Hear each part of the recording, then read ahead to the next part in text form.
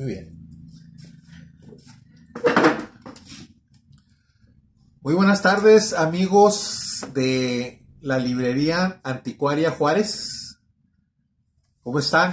Hace ahí algunas ya fines de semana que no teníamos por ahí una entrevista de las que hemos estado haciendo cada sábado principalmente.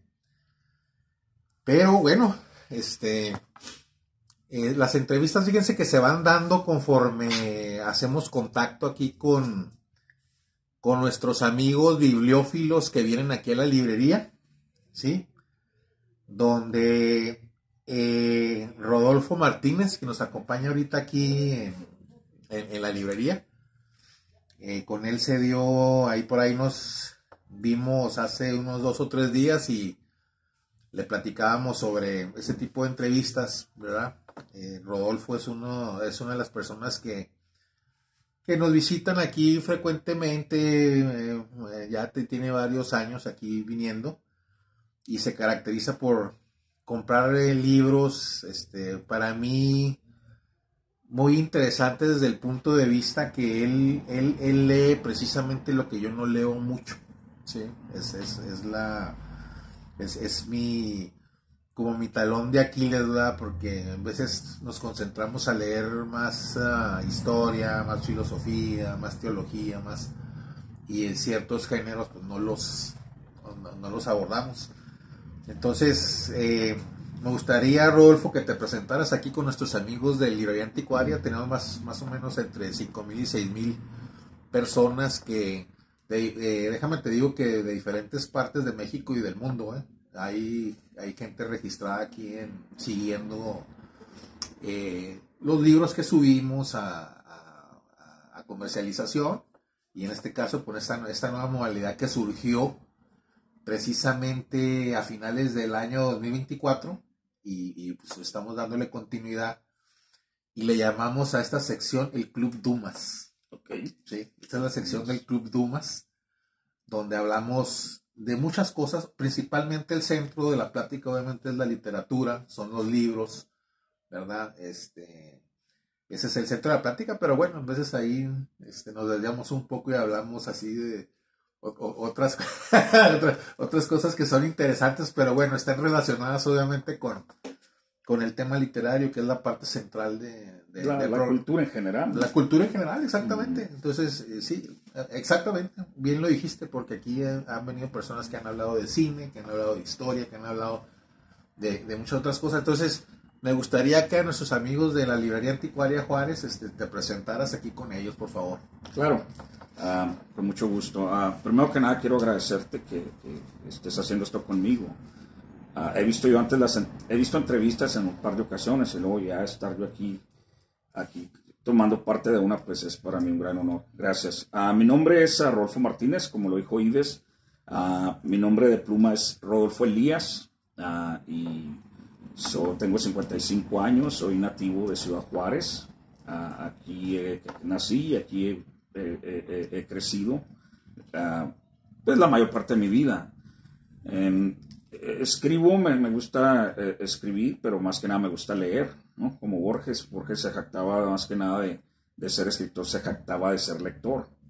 Entonces, yo tengo 15 años escribiendo, escribo relato y cuento más que nada, pero también escribo ensayo, reseña, crítica literaria, crítica de música, crónica, diferentes tipos de ensayo. Y pues la principal, yo creo la principal función de la persona que escribe es pues plasmar sus impresiones, ¿no? Y como yo escribo relato, pues yo empecé a escribir hace 15 años. Hace 15 años y salió de repente y he estado escribiendo mucho acerca de mi ciudad. Y yo empecé a escribir estando alejado de aquí. Vivía en aquel entonces en el estado de Washington. Allá viví por 15 años. Estuve alejado yo de aquí de la región por 18 en total. Una especie de autoexilio impuesto y o un exilio autoimpuesto, mejor dicho. Y empecé a escribir yo precisamente alimentado parte por la nostalgia, por la añoranza, ¿no? Por el terruño. Fue precisamente, coincidió con el tiempo que empezó la violencia aquí en México y pues aquí en Juárez en el 2008, que empezó todo. Y ya en el 2009, que ya estaba en todo su apogeo. Entonces, en aquel entonces yo todavía no escribía. No sé si quieras que diga cómo empecé a escribir. Sí, claro, claro. ¿No? De hecho, era la pregunta que acabo aquí yo de formular, en donde se da donde te das cuenta que ya tienes que escribir, ¿verdad? Porque es lo que yo le digo a muchos lectores asiduos, de que desde mi percepción, las personas que leen ya bastante, que leen un promedio muy bueno de lectura al año, creo que ya deben de dar el siguiente salto, que es empezar a escribir. Eso es desde mi perspectiva. Pero precisamente esa es la pregunta que te iba a hacer al inicio. Adelante. Gracias. Ya me estaba adelantando porque empecé a hablar y ya parecía que yo era el que me estaba entrevistando, ¿verdad? Yo solo. No, adelante. Bueno, yo pienso que todos los que tenemos a inclinaciones a la literatura, a escribir, nos nace desde el momento, yo creo, que empezamos a leer. Desde el momento que, para mí, pues, con la lectura se abrió todo un universo. Ahora, no fue nada más eso, sino que el hecho de que uno desde un principio siente esa querencia, esa cierta atracción por el idioma de una forma que va más allá del idioma como simple medio de comunicación, de comunicarse. Y ahí fue donde me di cuenta yo desde niño que yo tenía una cierta afinidad con el idioma, con el español, y luego después cuando empecé a aprender inglés.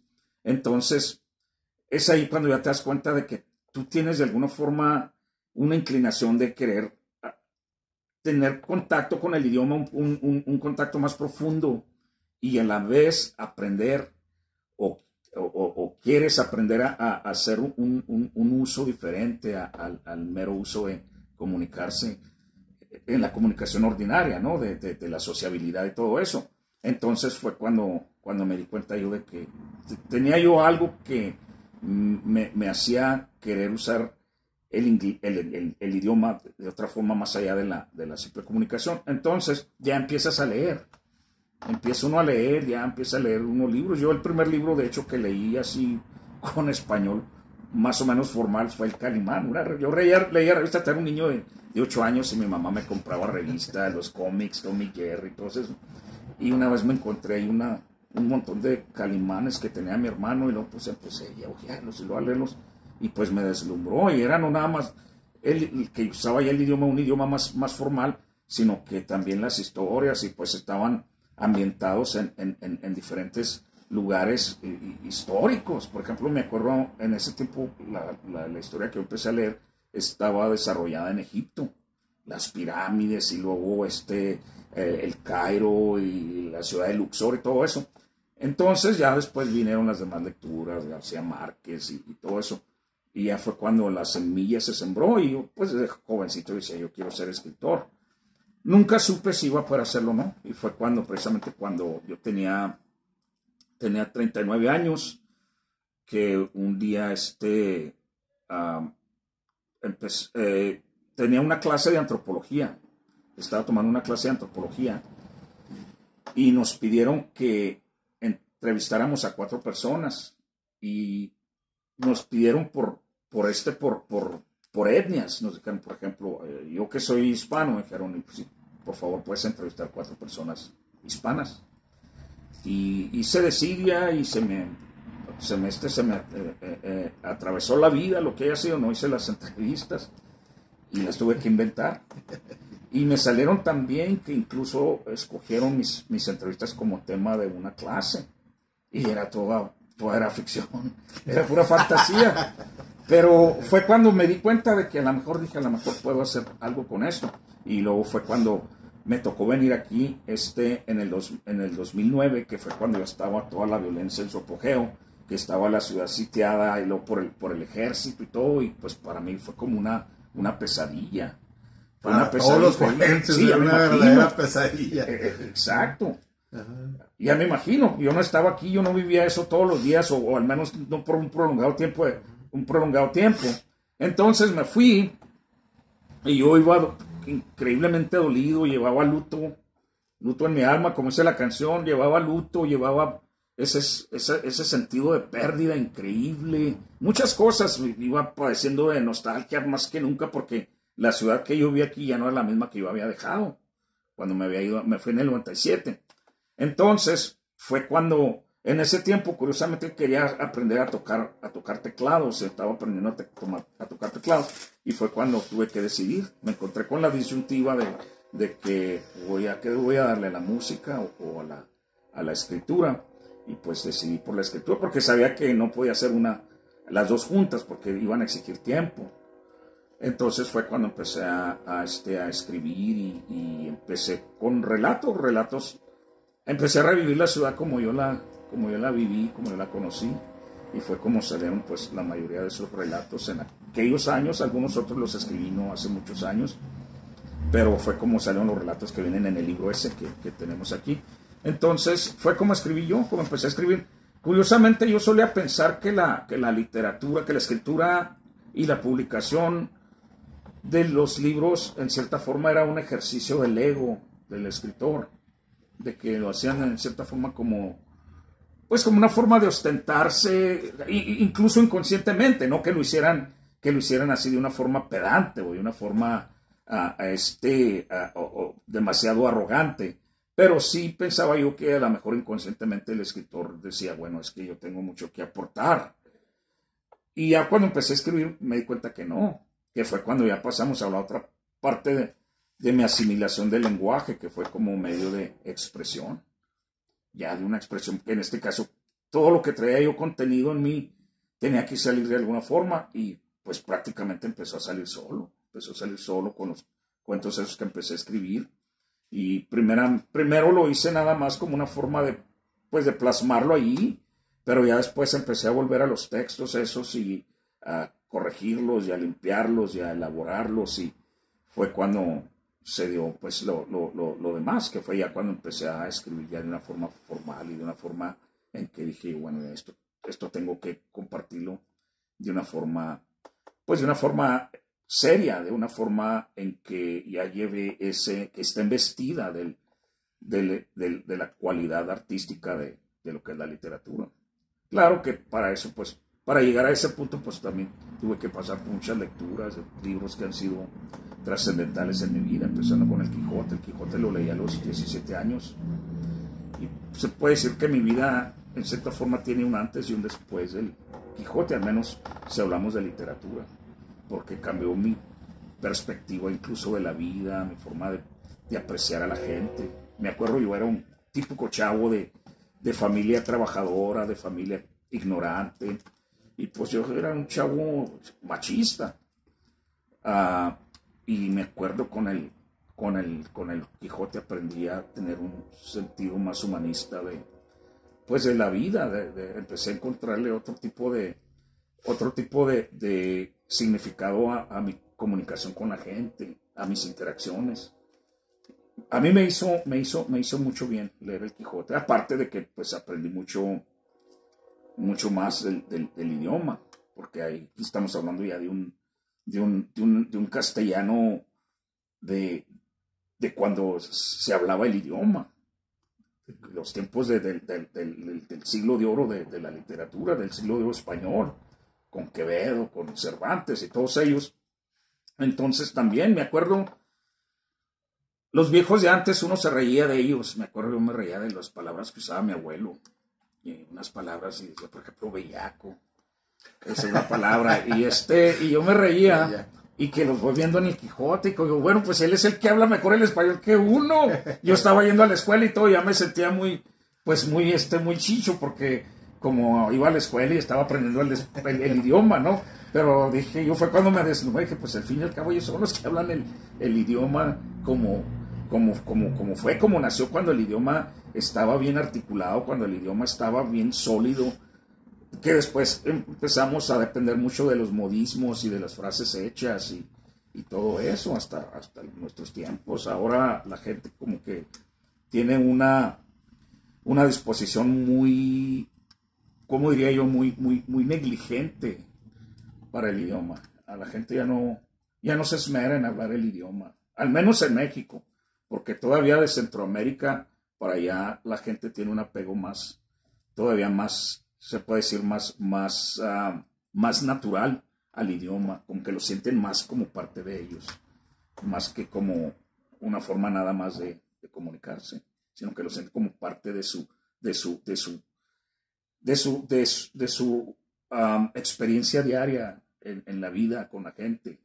El español de los centroamericanos todavía tiene mucha riqueza. El castellano, pues, de los centroamericanos, y pues hasta arriba, o hasta abajo, mejor dicho, hasta Sudamérica.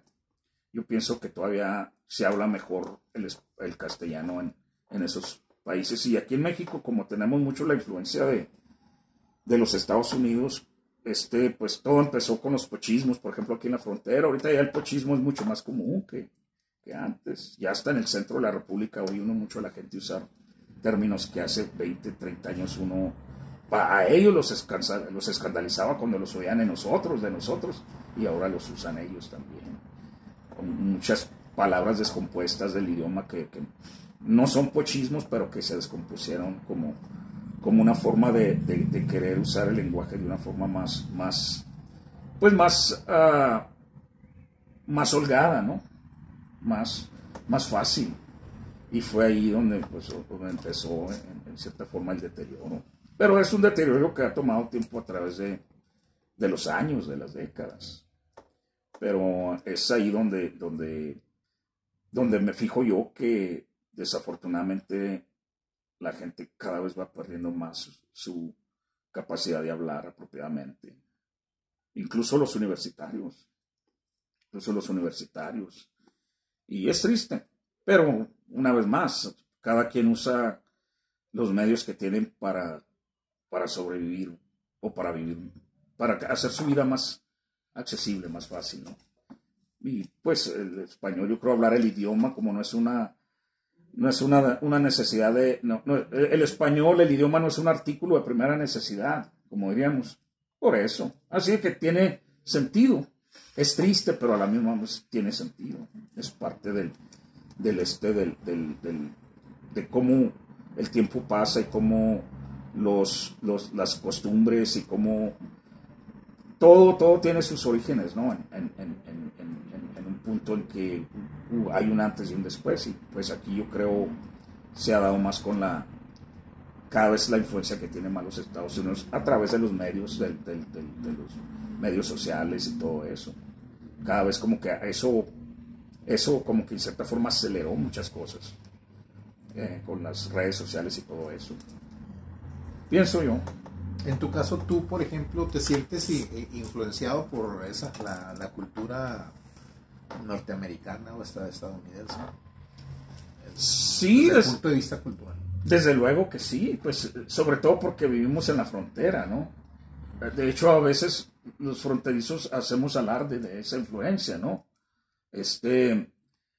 Simplemente algunos pochismos que usa la gente aquí muy común, el ok, que al último no es ni pochismo, es una palabra inglesa, o al menos de los que usan los norteamericanos.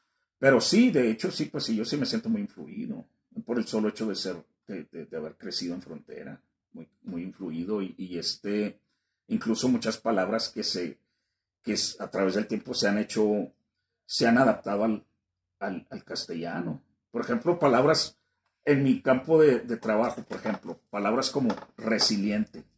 Esa palabra yo no recuerdo haberla oído hace 20, 30 años, y ahora es una palabra muy común, resiliente. Viene en inglés, ¿no? Sí, resilient.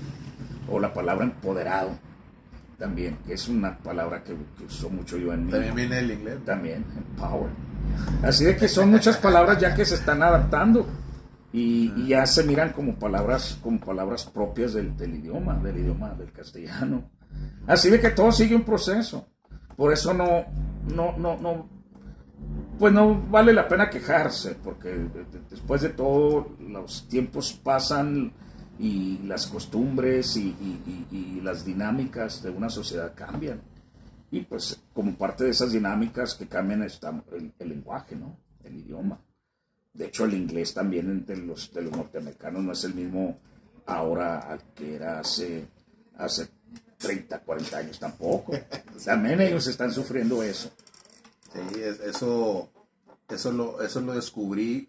Aquí tenía la visita de un ciudadano norteamericano aquí en la librería. Este señor tenía estudios de literatura en una universidad en Estados Unidos. Y por alguna circunstancia tenía un paraíso perdido en inglés antiguo. ¿Verdad? Yo tenía el libro del paraíso perdido en inglés antiguo. ¿El de Milton? Sí, el de John Milton. Y yo, pues,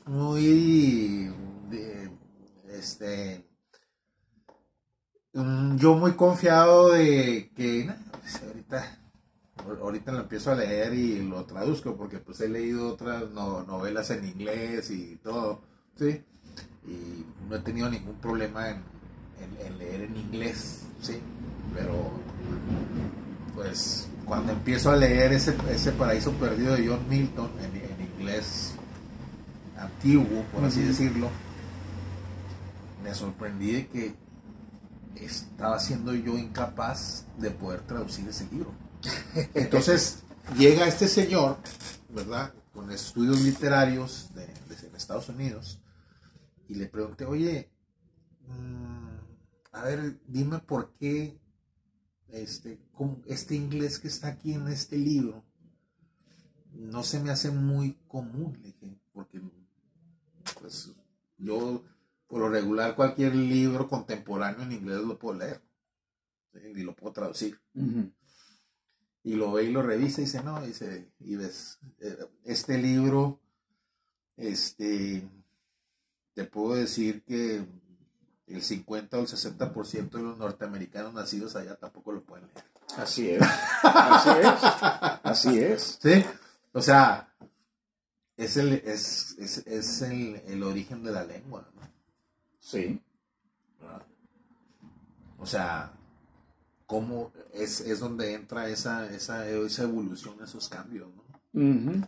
Y siempre parece haber una especie de transculturización, de que ese mismo idioma es influido por ya sea otros idiomas o por costumbres que nacen en un determinado, en una determinada, se puede decir, comunidad, y que poco a poco se van extendiendo. Es como simplemente ahorita que hablábamos de los pochismos y ahorita que hablábamos de cómo el castellano ha evolucionado aquí en México, cómo se ha simplificado.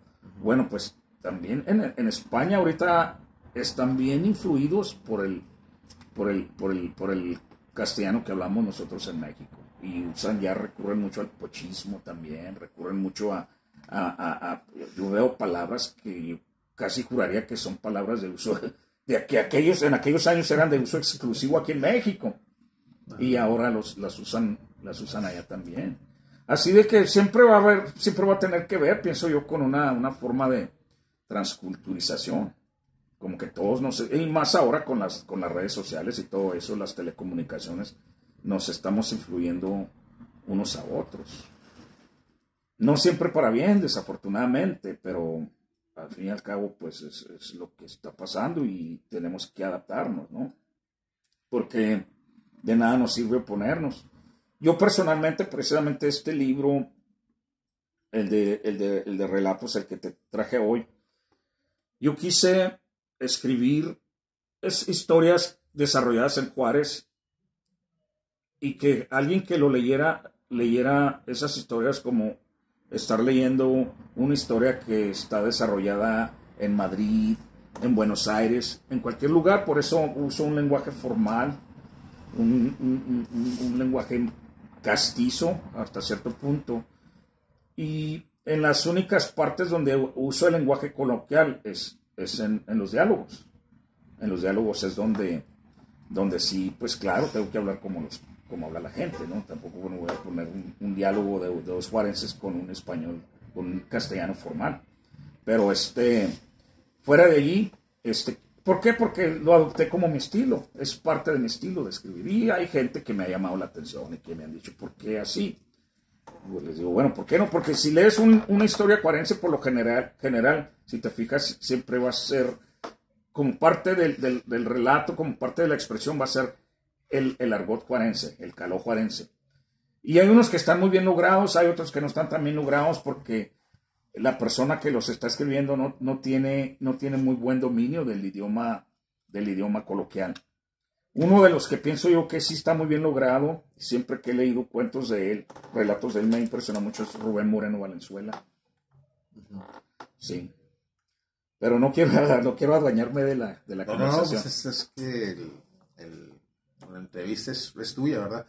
Oye, a ver, vamos a introducirnos a la cuestión de tu libro, que es Memorias del Desierto. Aquí lo tengo, sí, Memorias del Desierto, por Rodolfo Elías, ¿sí? Me voy a permitir a leer este resumen. Dice, ese es un micro relato que está atrás. ¿Sí? Sí. Ok. Dice, Memorias del Desierto son 13 relatos. Es un resumen, sí. Que son los ecos de las voces en el árido monte juarense. Alaridos que llegan a nosotros como lamentos, a veces como murmullos. Y son carcajadas también que se extinguen en débiles risotadas. Historias vividas y contadas por gente que se disuelve en el viento etéreo. Habiendo contado su última reminiscencia bajo el calcinante sol fronterizo, el relator bajó la cabeza y se desvaneció en la piedra que tenía por asiento. Los que volvieron después a buscarlo solo encontraron un montón de arena y una biznaga debajo del Panamá. Se percibe un intenso olor a gobernadora, como cuando va a llover. ¿Sí? ¿Qué vamos a encontrar aquí en Memorias del Desierto, los lectores? Son relatos que están desarrollados aquí en Ciudad Juárez, hechos por alguien que nació y creció, que ha sentido la ciudad. Y son relatos de varios, son 13 historias, 3 de ellos son microrelatos. Esa última parte que leíste es un microrelato que es el que da el nombre al libro. Son diferentes tipos de historias. Son historias, unas de ellas son historias con carácter testimonial. Y de esas voy a leer los títulos, Espero que tú, Sicario sin redención, Ciudad Juárez en la memoria de Dante y uno de los microrelatos que es Itinerario. Esas son historias con carácter testimonial. Y pues tienen que ver estas con la idiosincrasia del poder en Juárez, con sus dinámicas peculiares, cosas que pasaron con las desaparecidas y luego la guerra de los cárteles, la guerra del narco, de Calderón, las consecuencias y todo eso. Y pues sobre todo que un común denominador que hay ahí es pues la impunidad como elemento constante en muchas de las dinámicas que pasan ahí. Las otras historias son de carácter literario, como ese que me preguntabas hace rato de Cortázar en Ciudad Juárez. El hombre de arena, que es un pastiche a borgiano, y ambos involucran precisamente a los autores y sus respectivas obras, a Cortázar y Borges. Y luego las otras historias son historias de peripecias. Una de ellas es En el Camino, que es como una especie de crónica de la Avenida Juárez, personificada en un hombre, Anselmo Galindo, pero es una crónica de la Avenida Juárez. Y se llama En el Camino como una alusión a la novela de Jack Kerouac, En el Camino, On the Road. Y otra que se llama Vivir para no contarlo, otro que se llama Reencuentro, ese relato que quiero recomendar altamente es acerca de un hombre que va al pasado. Días y Noches Perdidos, sin lugar a dudas que es una novela, perdón, un relato, perdón, de tipo policíaco. Y Volver, que es un microrelato, que es como una versión retrabajada de la Odisea, del regreso de Ulises con su amada Penélope. Y son cosas que han sucedido a la gente de Ciudad Juárez, donde a veces son protagonistas, donde a veces son testigos, donde a veces son víctimas, donde a veces son victimarios. Son diferentes circunstancias las que llenan esos relatos, las que nutren esos relatos. Y como te digo, yo soy una persona desde jovencito, desde niño, me fijaba mucho en la gente. Siempre estuve muy interesado también en la mente humana, lo que pasa, por qué gente hace lo que hace, por qué la gente hace lo que hace. Diferentes cosas, porque se conducen como se conducen. Entonces, pues, eso fue una de las razones por mi apego natural por la literatura, ¿no? Porque hace uno su propia historia. Sí, a ver, vamos a... de todos los relatos, así por el nombre, a mí me gustaría que me platicaras de 3 que acabo de seleccionar, ¿verdad? Claro. Es Cortázar en Ciudad Juárez, Sicario sin redención y Ciudad Juárez en la memoria de Dante. Vamos a empezar por Cortázar en Ciudad Juárez. Cortázar en Ciudad Juárez es de carácter literario, el relato ese, y habla de un encuentro ficticio con Julio Cortázar, que precisamente empezó aquí a unos metros, aquí en el Correo, de donde estamos aquí, a unos metros de donde estamos, en el Correo. Ahí tuve un encuentro, ahí lo avisté por primera vez, lo abordé, le pregunté si era él, y me lo negó, desde luego. Y después tuvimos otro encuentro. Entonces, este relato tiene diferentes razones de ser. Una de ellas, yo pensé en ese relato porque una vez conocí aquí a un hombre, hace varios años, ya más de 20 años que conocí aquí a un hombre que vivía aquí en la ciudad. Él era cubano, Israel Capote se llamaba él, y era la viva imagen de Cortázar, con la excepción de que estaba más grueso físicamente y más corto de estatura, porque como sabemos Cortázar era altísimo. Y fue como empezó el cuento, como cuando lo vi yo fue como si estuviera viendo a Cortázar pero sin Cortázar, y fue como se fraguó, fue como después pues ya vinieron otros elementos. Puse ahí que el encuentro que tuve yo con él lo tuve ese encuentro porque fue precisamente en el año en que él murió, en el 84, que se cumplieron precisamente este mes, se cumplieron, que son 41 años de la muerte de él. Así de que, pero sí es un encuentro ficticio y tiene un carácter, un abordamiento literario. Es para los que les gusta leer y como un guiño de ojo, por así decir, para los que les gusta leer. Ok. Sicario sin redención. Sicario sin redención es una historia, pues, de crimen, una historia de un hombre que está en su casa y de repente al salir ahí, junto a la puerta de entrada, está parapetándose un joven, porque enfrente, sabe que es su vecino, enfrente de él habían llegado a buscarlo para ejecutarlo, y ya el joven se presenta y resulta que el joven es un sicario arrepentido, un sicario retirado que quiere rehacer su vida y quiere vivir una vida honesta. Entonces da la casualidad que al hombre que lo acogió ahí en su casa para que no lo fueran a ejecutar, resulta que a él tuvo una pérdida porque a su hijo lo ejecutaron unos sicarios, y él hasta la fecha no sabe qué fue lo que pasó, si el joven andaba en malos pasos, si fue una equivocación, si fue porque iban por los amigos con los que andaba él y le tocó a él también. Entonces se convierte en una obsesión de este hombre a matarlo, al sicario, porque antes ya se habían encontrado y había un trato cordial, casual y cordial, pero ya cuando se dio cuenta él de que el joven este era un sicario arrepentido, pues ya le cambió desde ahí la intención hacia el joven. Entonces sucede que cuando se obsesiona de tal forma, porque pues claro que la muerte, la pérdida de su hijo le ocasionó una pérdidas irreparables, aparte de la muerte, su matrimonio y todo eso. Al obsesionarse él, un día que va, se entera dónde vivía el joven, porque el joven se movió, se fue del lugar ese donde fueron a buscarlo para ejecutarlo y se cambió a otra casa, pero se dio cuenta dónde vivía, y el día que fue a buscarlo para acabar con él, alguien ya se le había adelantado. Y pues su vida de él había cobrado un cierto significado por todo ese tiempo que él fraguó la venganza o el asesinato, porque ni siquiera sabía él que era el que estuvo involucrado con la muerte de su hijo. Pero pues para mucha gente son los símbolos, ¿no? Los símbolos, lo que simboliza a alguien, y para mucha gente que ha perdido seres queridos por ejecuciones y todo eso, pues para ellos un sicario representa algo increíblemente maligno.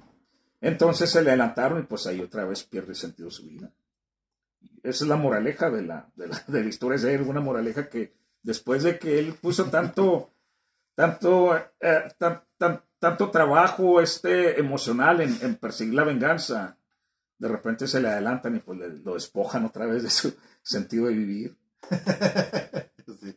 Por eso digo yo que son irónicos. Hay casi uno de los comunes denominadores también ahí en estos relatos es la ironía. Hay mucha ironía, porque es la vida, ¿no? Sí.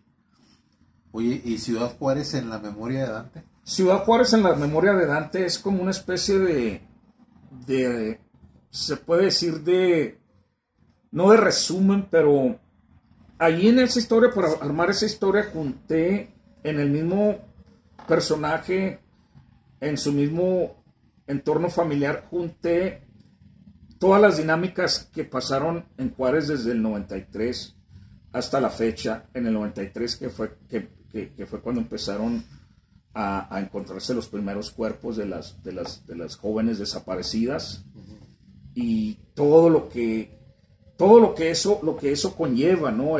La gente que lidió con la pérdida de una hija o una nieta, una hermana, todo eso, y luego o sea que es una forma de exorcizar el sentido de pérdida que empezó desde antes y que se consolidó con la guerra del narco. Porque, como te digo, el mismo personaje padeció pérdidas a través de la desaparición de mujeres, y padeció pérdidas también a través de la guerra del narco. O sea, miembros de su familia claves, por ejemplo, una hija y luego un nieto, que fueron parte de esas dinámicas. Y es como una especie de ¿cómo lo pondré? No es un resumen, no es la palabra correcta en este caso, pero es una forma yo creo de cubrir en una historia, en una persona, lo que le pasó a tantas personas. Okay. Como pues sí, de una forma de hacer una historia en la que nos pudiera a grandes rasgos dar cuenta de todo lo que pasó y por qué Juárez ha cambiado tanto en los últimos 30 años. ¿Qué ha pasado con Juárez en los últimos 30 años? ¿Qué nos ha llevado al presente? Desafortunadamente, pues muchas cosas de esas todavía no han acabado, como lo de la violencia, que se cede y luego se renueva, y a veces parece venir con más ímpetus. Pero también a la misma vez, al mismo tiempo, como que la gente pues se adapta, ¿no? Y se hacen, usando la palabra esa que te mencioné ahorita, resilientes. Y ya pues no es yo creo que el padecimiento, no sé si está bien decirlo así o no, que no es el mismo, o al menos la forma de sentirlo a como fue cuando empezó todo con la violencia en el 2008. La gente como que está más adaptada. Y es que hay que entender que pues de alguna forma podemos estar hablando también de zonas de confort, ¿no? Que todo se convierte en una zona de confort, hasta el dolor. Sí. Y pues sí, y de eso trata la historia. Esa historia es de carácter testimonial, y mucha gente cuando lo lee pues me pregunta que si es autobiográfico, ¿no? Afortunadamente no es autobiográfico. Claro que todos tenemos alguna relación con situaciones de esas que pasaron en cuanto a lo de las desaparecidas y lo de la violencia, pero no es de carácter autobiográfico. Rodolfo, ¿tú crees que a nivel nacional, binacional e internacional, los juarenses tenemos un estigma por todo lo que hemos vivido y pasado aquí? Ya, pues tú mismo lo estás plasmando aquí en tus relatos, ¿verdad? La cuestión del narcotráfico, la cuestión de esos eventos trágicos con relación a las muertas en Ciudad Juárez. ¿Crees que tenemos un estigma ahorita que todavía nos miran desde el exterior como la ciudad violenta, la ciudad donde sucedió eso, la ciudad, etcétera, etcétera? Yo te lo digo porque uno de los objetivos precisamente del Club de UMAS es revertir ese posible estigma que tiene la ciudad. ¿Por qué? Porque nosotros somos de la idea que realmente la esencia del juarense, la esencia del ciudadano fronterizo, ¿sí? No se ve estrictamente reflejada en esos acontecimientos, ¿verdad?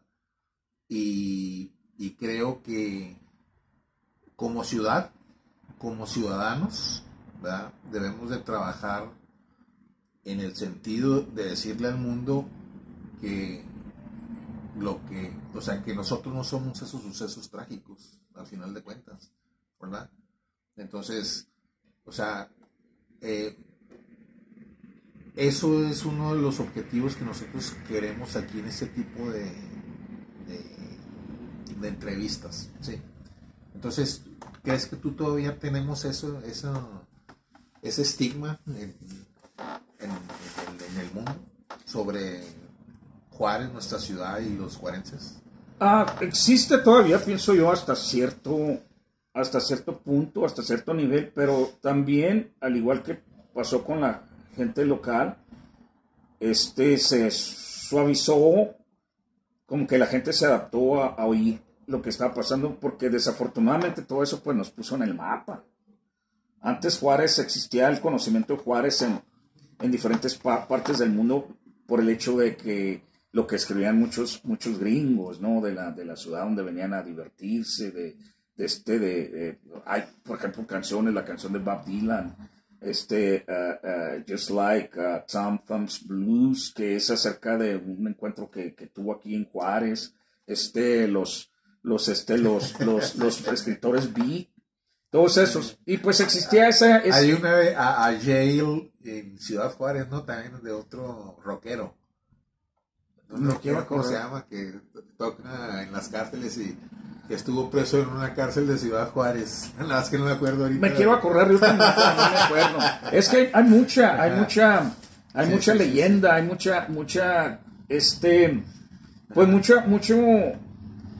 hay una vasta cultura de lo que sucede en la frontera que tiene un carácter romántico para mucha gente que lo ve desde lejos. Ajá. Y que lo oyen a través de los gringos, en este caso que son nuestros vecinos. Entonces, desafortunadamente, cuando empezó a pasar lo de la guerra del narco y todo eso, pues ya puso a Juárez en el mapa mundial, pero ya de otra forma, y hasta llegar a convertirse en la ciudad más violenta del mundo, ¿no? Ese era el clásico encabezado, ¿no? De la ciudad más violenta. Pero se ha suavizado.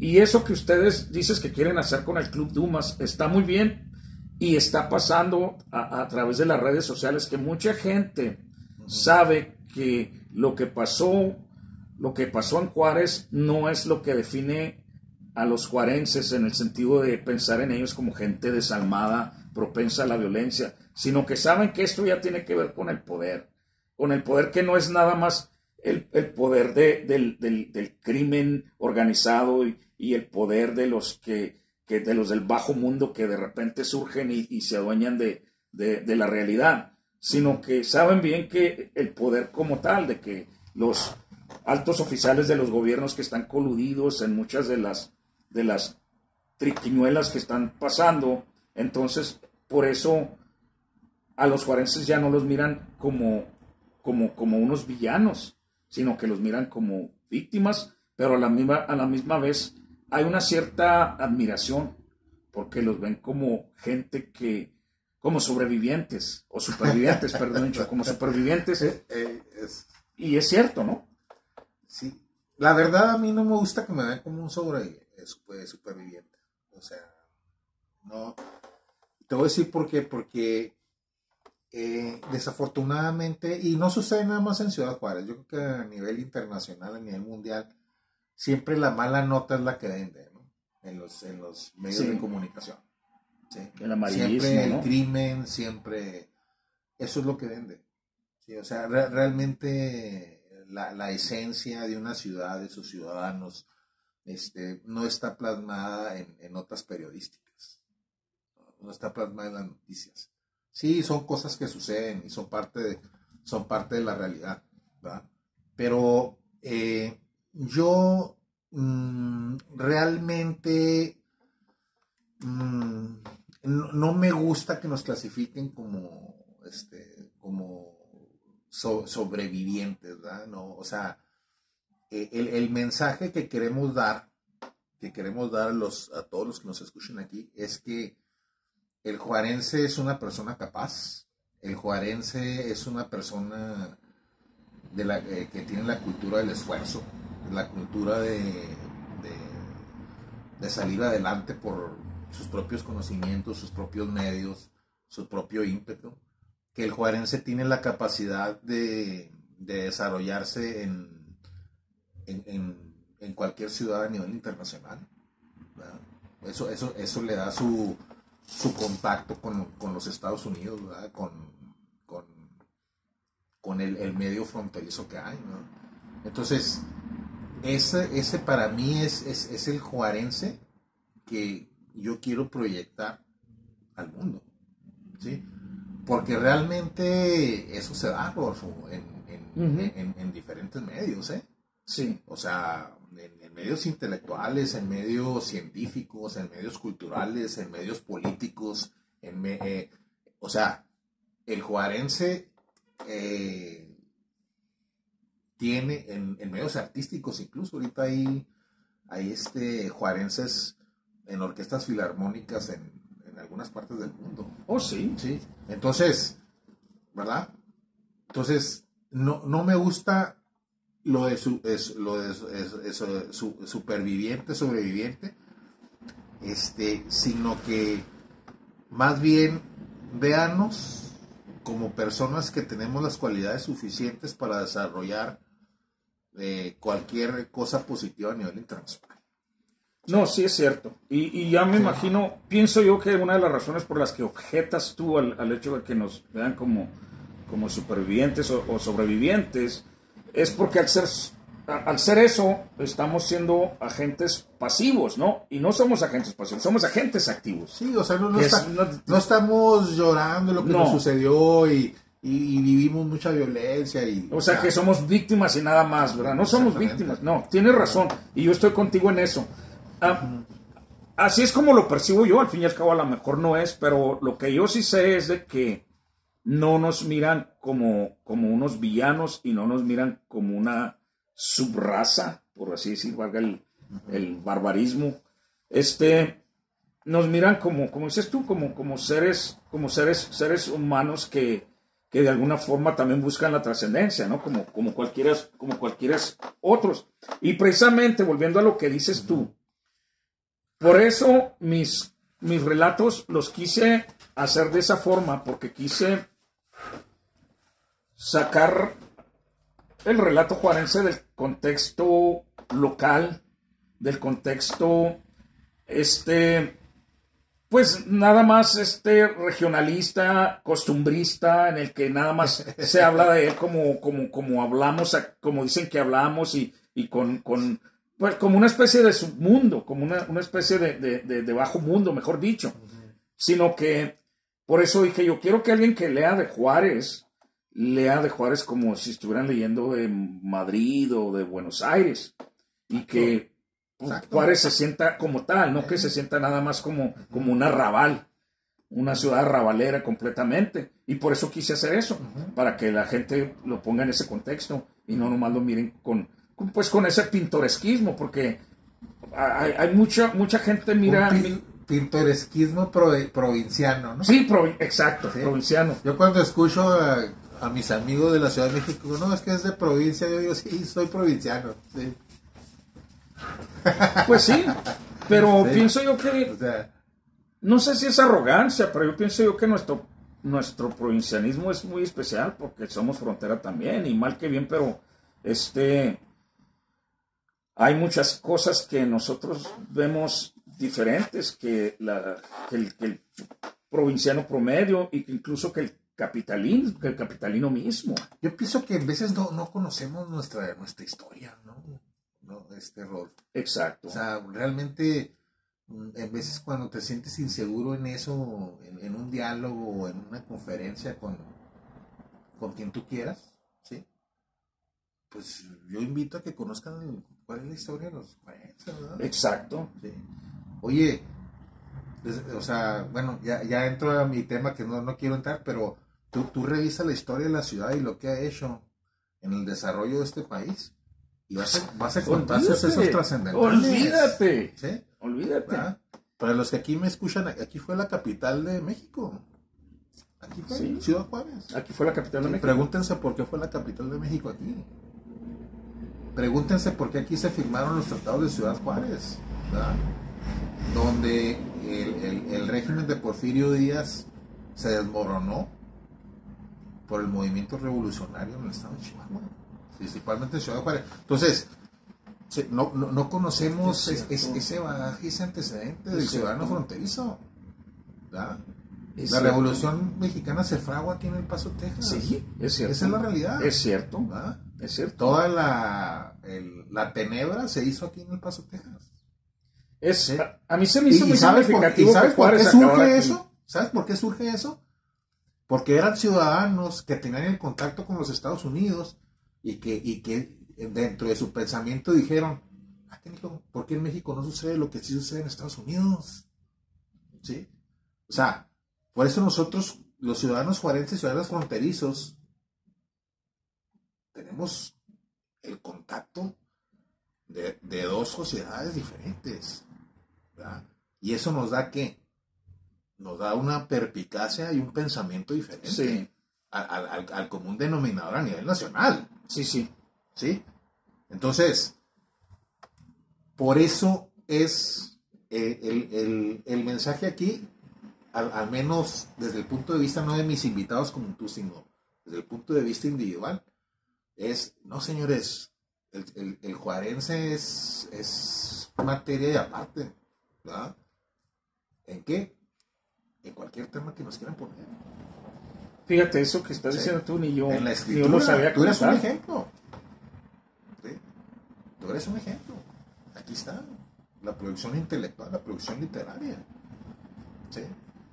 Entonces, no conocemos realmente nuestro pasado, nuestra historia, nuestros máximos exponentes en todos los ámbitos de la sociedad, para poder decir, oye, qué chingones somos los juarenses, ¿no?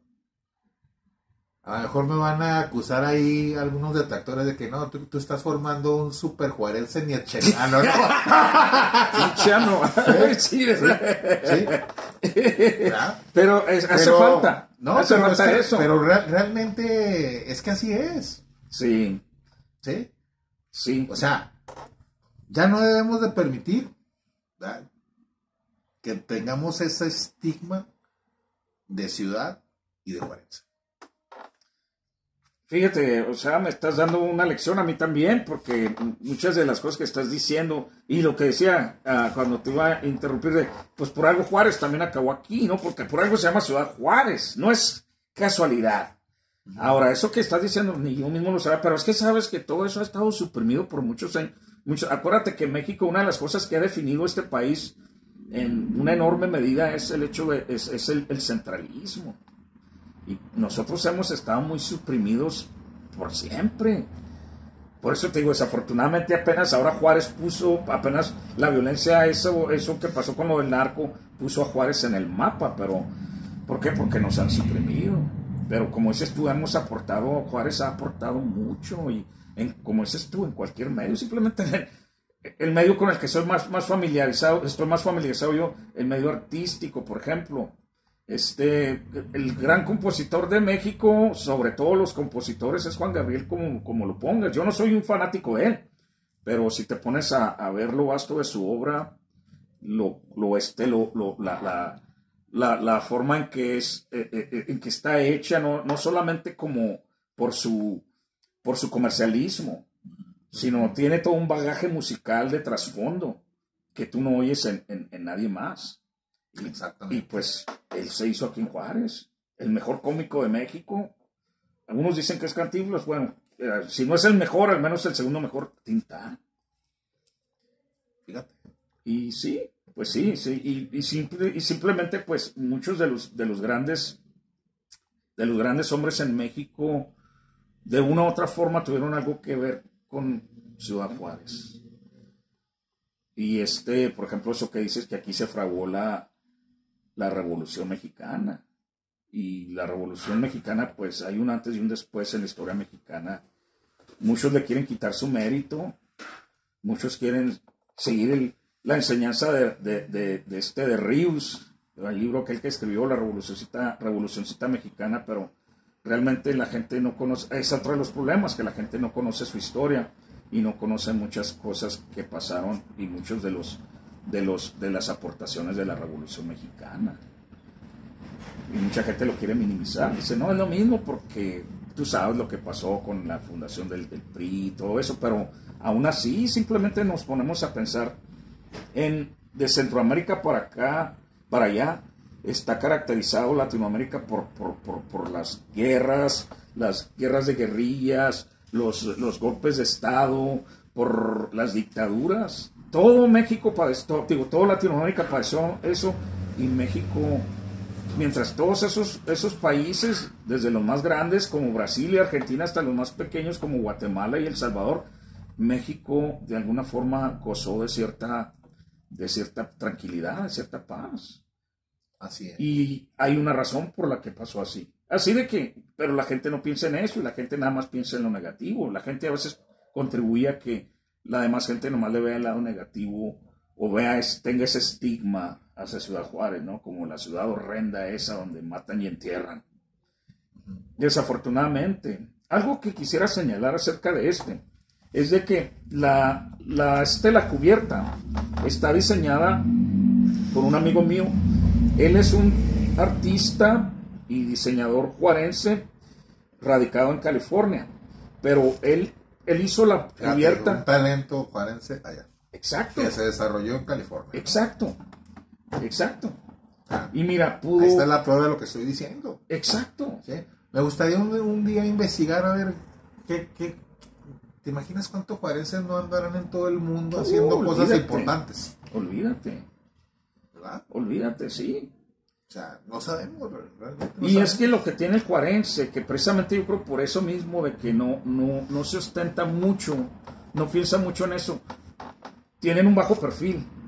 Por eso mantienen cierta anonimidad, cierto anonimato, en el que no se dan a conocer como tales, se dan a conocer como individuos. Este hombre que te digo se llama Daniel Márquez, y él leyó el microrrelato ese que está atrás, y le dije, a ver si me puedes hacer algo, a ver qué te inspira. Y le inspiró la cubierta, me hizo la cubierta, la portada, la contraportada, o la cubierta completa, mejor dicho, y luego además me hizo separadores que fueran con todo lo demás. Entonces, este hombre, pues es un hombre que ha tenido una larga trayectoria, como artista, como diseñador. Aquí se hizo en Ciudad Juárez, y luego él emigró, y hasta la fecha él sigue haciendo cosas relevantes y relativas al hecho de ser de Juárez, y él apoya a los artistas locales. Hacen exposiciones en San Diego, en diferentes partes, y en cuanto él encuentra una coyuntura, luego contacta gente aquí, y no quieres mandar algo. Daniel Márquez se llama él. Sí.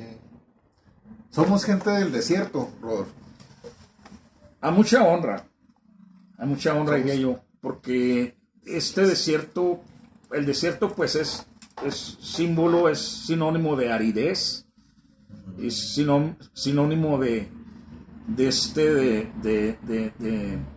mucho sol, de una ciudad llena, una ciudad calcinante, pero curiosamente la gente de aquí, de Juárez, es muy cálida y es, bueno, cálida por lo no por lo calcinante, pero es muy,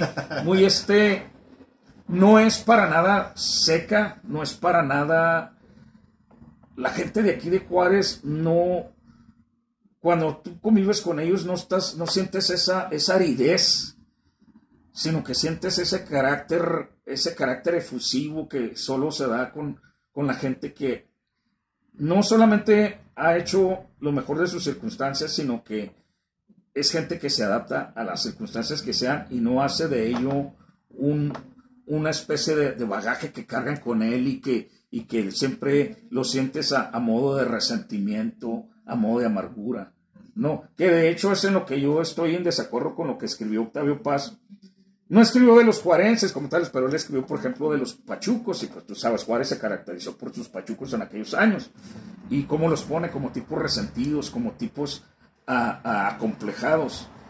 El juarense no es acomplejado, ni es de hecho, donde quiera que los pones tú, caminan solos, tú los sueltas ahí y de repente ya, de veras, yo los he visto muchos de mis paisanos y coterráneos, los he visto en lugares donde menos esperaba yo encontrarlos y como cualquier otro nativo de ahí, se adueñan del espacio en el que están parados. Y eso habla mucho de ellos porque, pues a pesar de que somos de un clima árido, desértico, la gente no se comporta así.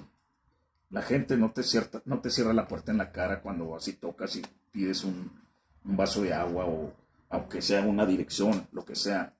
La gente se solidariza en la calle misma. Ahorita andaba caminando por el centro y la gente viviendo la vida. Incluso me tocó ver eso cuando la violencia, que se me hacía bien curioso ver que mucha gente... A mí me gusta mucho la diversidad de mi ciudad. También. De Ciudad Juárez. Me encanta la multiculturalidad de la ciudad, la diversidad. Me gusta que haya ciudadanos de muchas partes de México y de muchas partes del mundo. O sea, eso como que le da un ingrediente, no sé, interesante sí, a la ciudad. Muchos lo ven así como como que no les gusta mucho eso, ¿no? Pero, no sé, a mí me gusta la diversidad de opinión, la diversidad de argumentos, la diversidad, porque pienso que eso a la larga pues te hace evolucionar y te hace crecer como ciudadano, como ciudad, como todo. Sí. Es que a estas alturas ya somos, aquí en Juárez somos lo que llaman en inglés, no conozco el término y estoy un poco nervioso, así que muchas palabras como las busco no se me dan, pero el término es melting pot, que es pues prácticamente una sopa con muchos ingredientes, que es una especie que es lo que define a ciudades como Nueva York, por ejemplo. Y Juárez también está siendo está haciéndose más rica cada vez en diferentes culturas que terminan aquí, que llegan a parar aquí, gente de diferentes etnias, de diferentes regiones del país, que tal vez hace algunos años ellos nunca pensaron que iban a estar aquí, nosotros nunca pensamos que íbamos a tenerlos aquí, y ya son parte de la cultura, y eventualmente van a echar raíz también aquí. Por ejemplo, cuando andas caminando y miras a los haitianos, a los cubanos que había, ahorita pues los venezolanos, pero esos más que nada están de pasada, pero a los haitianos, por ejemplo, de repente te los encuentras en un estacionamiento, de repente te los encuentras en lugares donde nunca pensaste que un día ibas a ver un haitiano allí, o a los cubanos antes. Y ya ves que hubo un éxodo de veracruzanos hace 30 años, aquí en la ciudad, que le dio también otro sabor, le dio otro color, fueron muchas cosas que vinieron con eso. Y eso es lo que hace nuestra ciudad. Pero ¿por qué suceden las cosas así? Por la hospitalidad del juarense. Yo lo oigo siempre, te subes a un Uber y luego Le preguntas al del Uber si es de aquí, porque empiezan a platicar, por lo general son muy platicadores, y luego te dicen, es que yo ya no pude irme de aquí. Sí somos hospitalarios, ¿verdad? Oh, sí, eso nos define. Hospitalarios. Eso nos define. Eso es bueno. A lo mejor yo no, pero los otros parece sí. No, sí soy hospitalario, pienso. Muy bien. No, pues, me comentas que vas a dejar este acervo aquí para las personas que vengan y quieran, lo vas a dejar de cortesía estos libros, Sí, ¿verdad? ¿Me comentas? sí, claro. A ver, pues sí, invita aquí a nuestros lectores aquí a que vengan aquí a la librería y para que les obsequie. Ahorita yo voy a hacer que firmes todos los libros para para que las personas que vengan traigas a su separador, mira. Un separador. Que quieran de cortesía Memorias del Desierto del escritor Rodolfo Elías, pues pueden pasar aquí a la librería Anticuaria Juárez mencionando que lo escucharon obviamente en esta entrevista y con mucho gusto les vamos a dar este libro y pues que nos den sus opiniones, ¿verdad? Uh-huh. Sí. Va a ser muy apreciada la opinión. Sí, yo por lo pronto me gustaría que me dedicaras el mío, es este. Claro. ¿Sí? Me lo dedicaras y y vamos a ver cuántos libros son, ¿verdad? Para decir a la gente cuántos libros son. Son 2. ¿Quieres que lo dedique ya o me espero después? ¿Qué prefieres? No, ya. Ives Figueroa. Sí. 3, 5.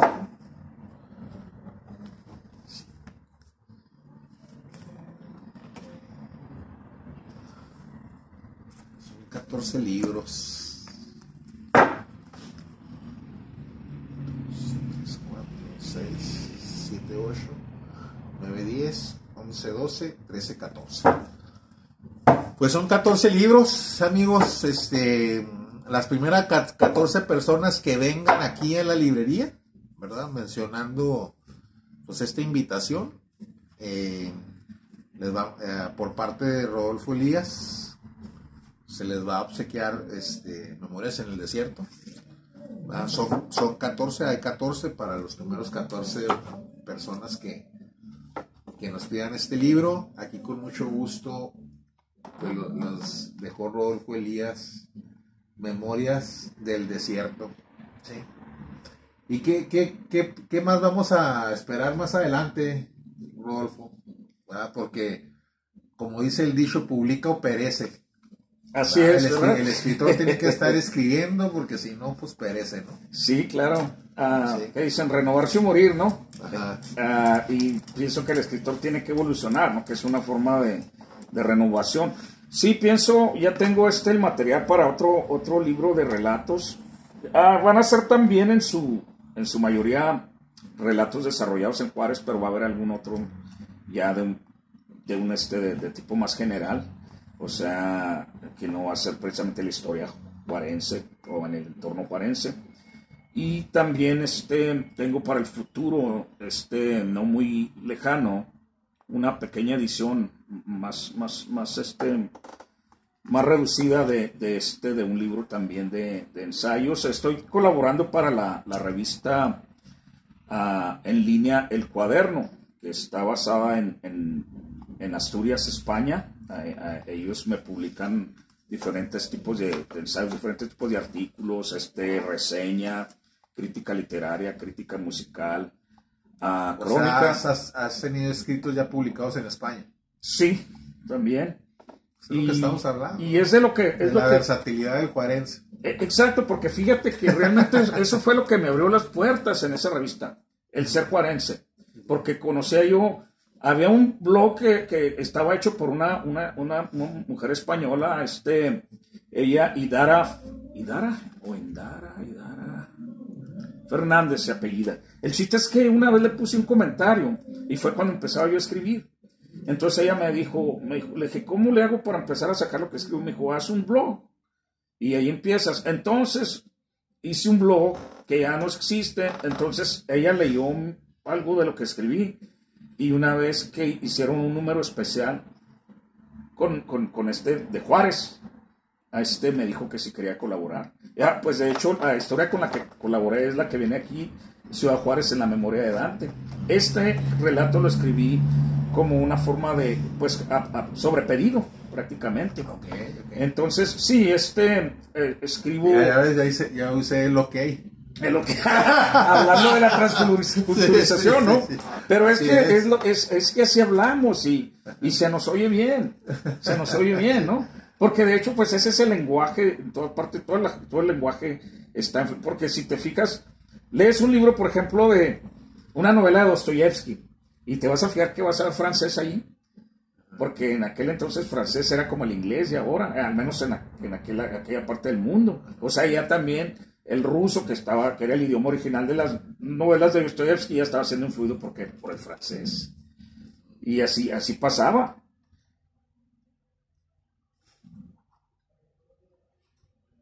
Fíjate que a mí me gusta mucho, por mi generación, escuché mucho argot de los cholos, ¿sí? Y es muy florido, muy interesante las palabras que sacaban, ¿no? Por ejemplo, a ver si, pues más o menos somos de la misma generación. ¿Qué edad tienes tú? Tengo 54. Sí, pues somos de la misma, eres del 71, tú. 70. Ya sé que voy a cumplir 55. Sí. Bueno, pues ya que me los estoy quitando. Sí. Por ejemplo, Tolido, ¿qué es? Tolido, no sé de dónde venga esa palabra. ¿Lo sabes? ¿De dónde? Del toilet. Sí, que es del el toilet, Tolido, ¿verdad? Es el baño. Sí, del toilet, porque también en aquel entonces yo oía la palabra toilet entre los cholos, que déjame, voy al toilet. No, voy al Tolido. Y al Tolido también. No, sí, pues muchas de las frases, y como te digo, había gente que lo hablaba muy delicioso, el argot juarense. Yo llegué a conocer a varios señores que fueron incluso de la época de los Tirilón, ya no viven ellos, desde luego, pero yo te hablo de niño, de jovencito.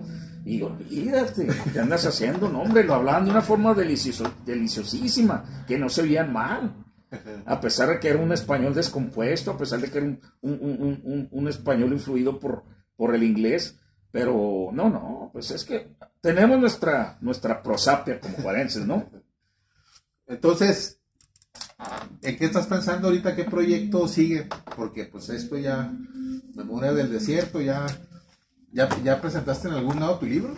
Creo que sí, me dijiste, ¿no? La semana pasada, en diciembre pasado, hicimos una pequeña presentación ahí en el café Alep, que está ahí en la López Mateos. Okay. Estuvo muy bonito, muy ameno, me sentí la calidez humana de la gente que atendió y de los que me ayudaron con la presentación. Entonces, fue y lo pensamos hacer otra vez. Las personas que estaban involucradas conmigo es Rubén Sosa, un conocido compositor y músico local, Félix Lazos, es cartonista él, ha escrito prácticamente ha colaborado para todos los periódicos de aquí de Juárez, de la vieja guardia también, y Lucy Marín, que es también ella anda muy involucrada en temas sociales aquí en la ciudad. Así de que vamos a hacer otra presentación, después yo te aviso.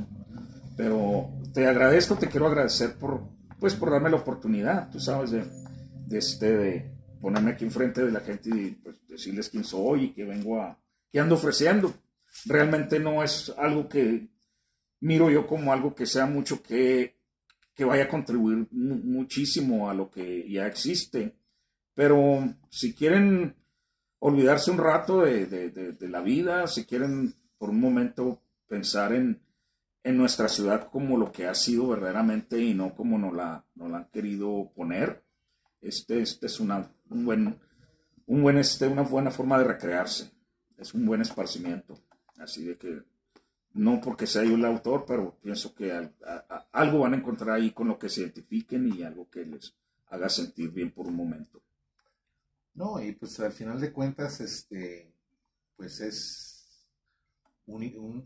una producción, ¿verdad? Un libro, o sea, cuánto atrás de esto ¿cuánto tiempo no llevas invertido? O sea, yo pienso que este producto final, pues tiene mucho trabajo previo, ¿no?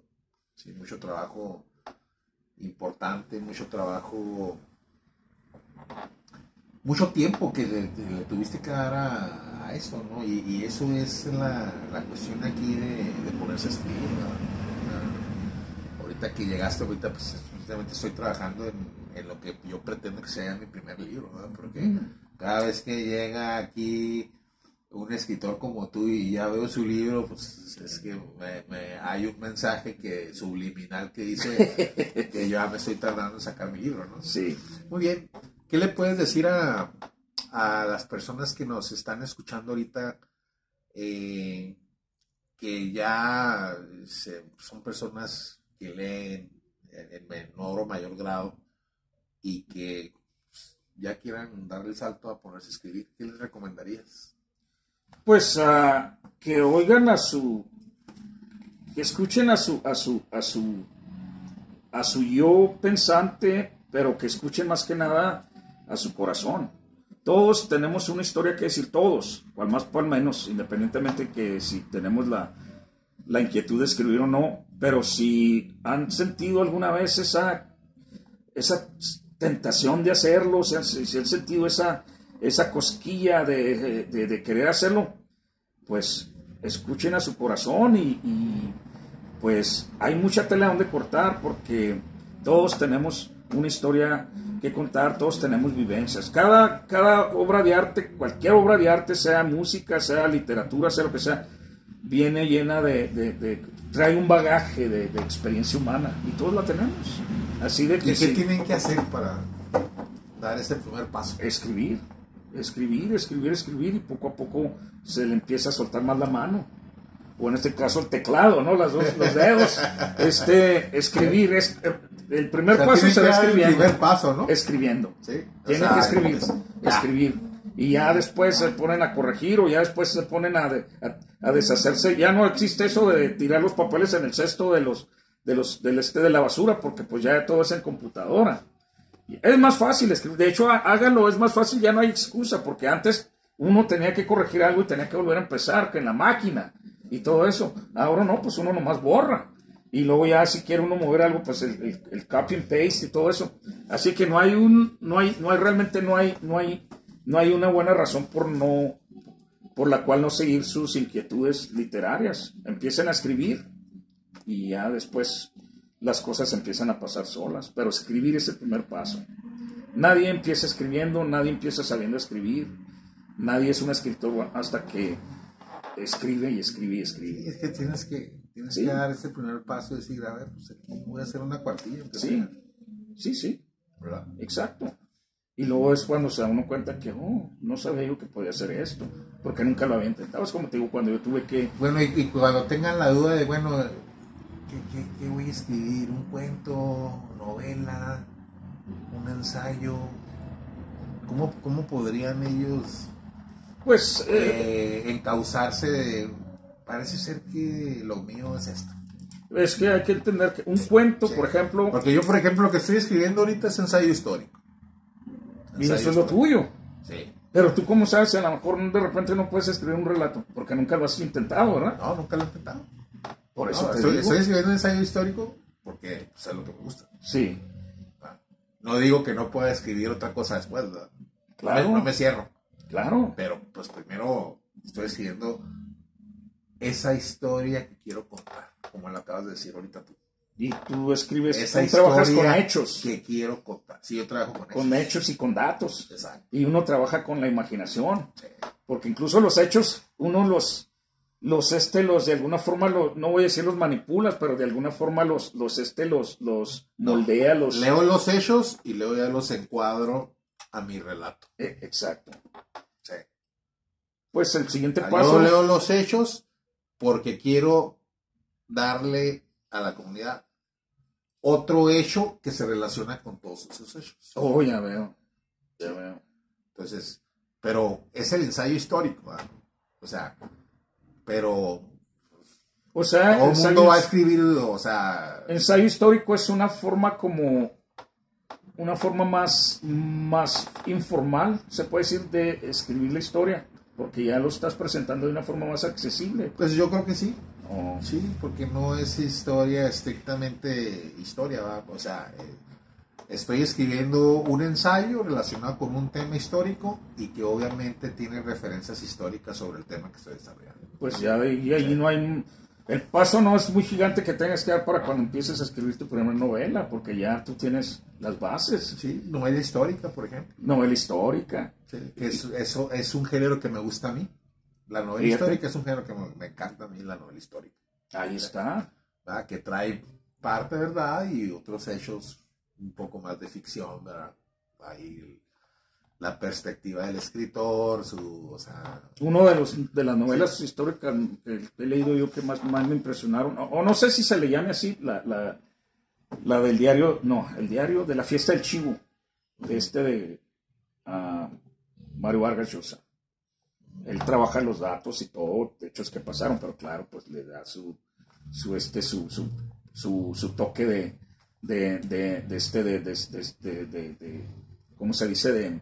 De literatura, su toque literario. Sí, sí, claro. Que ya empieza, ya se sesga un poquito más a lo humano y ya entra ya la imaginación ya en planos donde donde los hechos no fueron lo suficientemente claros y la imaginación se encarga de agregarle, ¿no? Fíjate que aquí es importante la historia que quieres contar, ¿verdad? Claro. ¿Qué es lo que quieres contar? O sea, claro. ¿Qué es lo que quieres, en qué quieres centrarte, en lo que vas a escribir?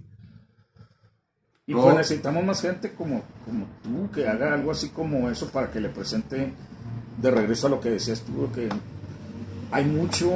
tenemos mucho acervo cultural aquí en Juárez, pero desafortunadamente muchas veces no lo reclamamos, ni siquiera lo conocemos. No lo conocemos. Por ejemplo, fíjate, yo que te conozco a ti, que vienes aquí a la librería, y no sabía que habías escrito un libro. Fíjate, sí. O sea, que es algo... Es que aquí hay hay producción, o sea, hay gente que está escribiendo. Sí. ¿Verdad? Y queremos saber qué están escribiendo, queremos saber su opinión, queremos saber su perspectiva. Claro. Queremos saber, queremos dialogar, ¿verdad? ¿Por qué? ¿Verdad? Porque en veces los círculos culturales también se centran siempre no quiero decir que los mismos de siempre, ¿verdad? Pero sino en personas que ya tienen una trayectoria, sí, y que ellos ya no necesitan tanta difusión, ¿verdad? Exacto. ¿Verdad? Y qué bueno, o sea, tenemos gente con trayectoria ya aquí en la ciudad, ¿sí? Que ya los conocemos, sabemos quiénes son, ¿sí? Pero hay muchos que están ahí y que no los conocemos. Exacto. Entonces hay que conocerlos, ¿verdad? Esa es otra parte también de los objetivos de aquí del club, ¿no? Y eso es lo que te quiero agradecer también, porque, por ejemplo, mira, estoy haciendo esto contigo y hace 2 semanas, o todavía la semana pasada, que los días pasados que estuve aquí contigo, cuando recién llegué yo, no sabía que todo iba a desembocar en esto. Y te agradezco que, por ejemplo, que tú me estés dando la oportunidad aquí de usar este foro para darme a conocer, para ofrecer lo que traigo yo aquí. No, sin ser yo nadie. Y se hacen nexos, porque, por ejemplo, ahí viene la Feria del Libro. Te voy a contactar con los organizadores que hacen ellos. Pues gracias. Que hacen ellos, integran obviamente los libros que se van a presentar en la Feria del Libro. Que pienso yo que sí te gustaría presentar tu libro en la próxima Feria del Libro de Ciudad Juárez, ¿no? Claro que sí. ¿Verdad? Claro que sí. Pues Rodolfo, pues muchas gracias. Gracias por tu atención. Gracias por estar aquí compartiendo con nosotros estos temas, estos diálogos, ¿verdad?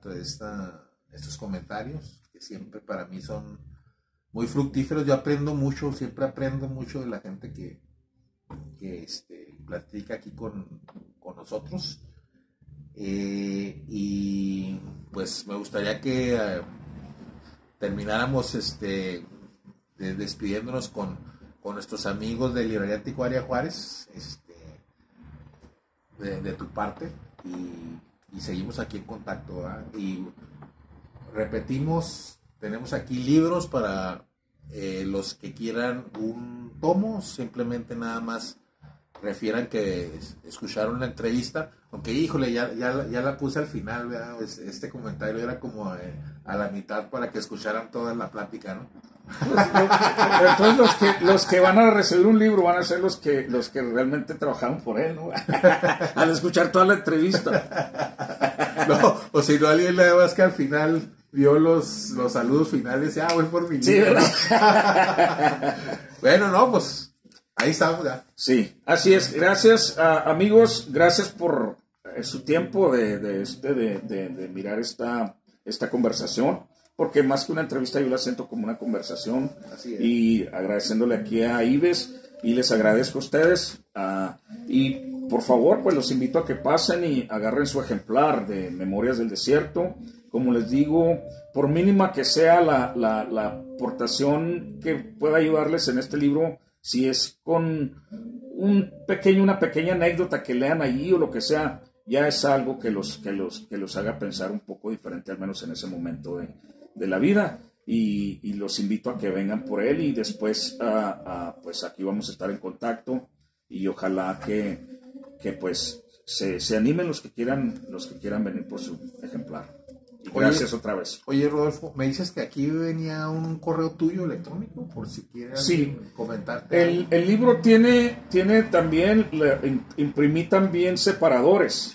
Okay, hay separadores, y en el separador viene mi correo electrónico. Rodma33. Sí. @yahoo.com. Ese es. Ajá. Y ese, ahí pueden mandarme correos con su opinión o sus impresiones de lo que leyeron, o hasta si quieren para mentarme la madre porque no les gustó. El chiste es de que denme retroalimentación, como sea. No, fíjate que algo muy importante, veces que también dejamos de pasar, es que aquí viene mucha gente a preguntarme cómo que ya tiene un escrito algo y que ya lo quiere publicar. Entonces, pues también ahí no hablamos mucho de dónde fue la impresión, cuánto fue la impresión y todo, pero pues eso es un capítulo aparte, ¿verdad? ¿Por qué? Pues porque, bueno, si yo ya tengo mi manuscrito, ¿sí? Si ya tengo yo ya escrito todo, bueno, pues ahora sí, ¿dónde voy a imprimir, sí, claro, ¿no? Sí, entonces, si hay dudas, pues que también te llamen, ¿no? ¿Cómo le hiciste tú, no? Sí, claro, estoy a su disposición, estoy a sus órdenes. Yo no doy talleres, yo no soy el gran instructor de literatura, pero alguna idea sí se las puedo dar, alguna pequeña guianza simple. Sí, estoy a la orden, algo que pueda hacer yo por ustedes, si tienen la inquietud, por favor. Aquí estoy a la orden, y como ya si vienen por su libro, y ahí en el separador que vean el correo electrónico, va a ser la forma de que me contacten. Así de que por favor los quiero animar a que se acerquen por aquí, y como les digo, aunque sea nomás por curiosidad, por morbo, por lo que sea, pero échenle una ojeada a ese libro, por favor. Bueno, amigos, pues estamos en contacto. Les mandamos un cordial saludo, que tengan un excelente fin de semana. Y pues nos vemos en la próxima entrevista. Muchas gracias. Gracias.